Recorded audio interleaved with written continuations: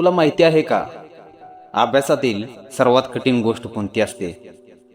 अभ्यास करणं नाही, अभ्यासाची सुरुवात करणं. कारण अनेक वेळा पुस्तक समोर असतं, वेळही असतो, पण मन म्हणतं थोड्या वेळाने सुरू करतो. मग थोड्या वेळाने आधी एक व्हिडिओ बघतो, आधी मोबाईल चेक करतो, आधी थोडा आराम करतो आणि बघता बघता संपूर्ण दिवस निघून जातो. मग रात्री स्वतःवरच राग येतो, आजही अभ्यास झाला नाही. पण खरं सांगू, तू आळशी नाहीस, तुझा मेंदू फक्त मोठ्या कामाला घाबरतोय. जेव्हा तू स्वतःला सांगतोस आज 3 तास अभ्यास करायचा आहे, तेव्हा मेंदूला ते खूप मोठं काम वाटतं आणि म्हणून तो सुरुवातच टाळतो. म्हणून आजपासून एक नियम बदल.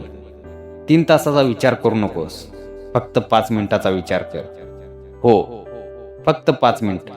स्वतःला सांग, मी फक्त 5 मिनिटं पुस्तक उघडून बसणार आहे, बस. काही जास्त नाही, कारण सुरुवात झाल्यावर पुढे चालू ठेवणं खूप सोपं होतं. बहुतेक वेळा समस्या अभ्यासात नसते, समस्या पहिलं पाऊल टाकण्यात असते.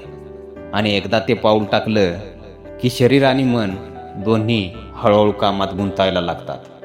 लक्षात ठेव, प्रेरणा आल्यावर अभ्यास सुरू होत नाही, अनेक वेळा अभ्यास सुरू केल्यावर प्रेरणा येते.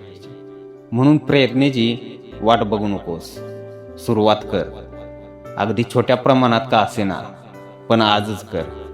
कारण दररोज थोडंसं करणारा विद्यार्थी कधीतरी खूप पुढे जातो आणि दररोज उद्यावर ढकलणारा विद्यार्थी तिथेच राहतो. म्हणून हा व्हिडिओ संपताच मोबाईल बाजूला ठेव आणि फक्त 5 मिनिटांसाठी पुस्तक उघड.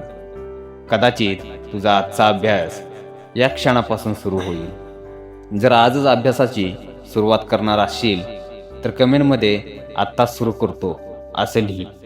आणि विद्यार्थ्यांसाठी असेच उपयोगी व्हिडिओ पाहण्यासाठी चॅनलला सबस्क्राईब कर. जय हिंद, जय महाराष्ट्र.